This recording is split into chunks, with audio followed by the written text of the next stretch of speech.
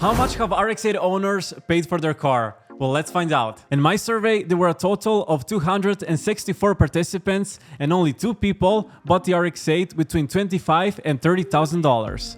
3 people bought it for more than $30,000. Again, 3 people bought it between $20,000 and $25,000.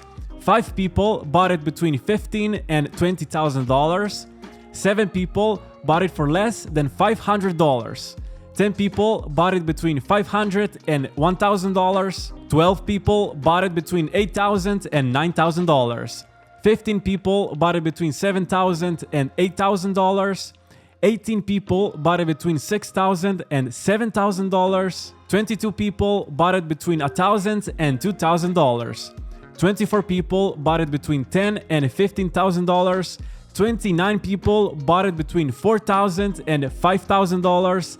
And again, 29 people bought it between $2,000 and $3,000. 30 people bought it between $5,000 and $6,000. And finally, 39 people, including myself, bought it between $3,000 and $4,000. Are you surprised by the results? Let me know in the comments below. I personally expected similar results to the ones that I got, but I don't think that they reflect the current selling market of the RX8. I think it's a little bit higher.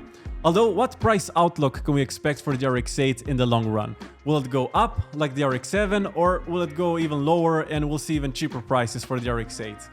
Well, I think this is a good topic for one of my next videos, and for it I would like to get the community even more involved so we can get a little bit more interesting inputs on this. So make sure you like this video and subscribe so you won't miss out on future topics just like this.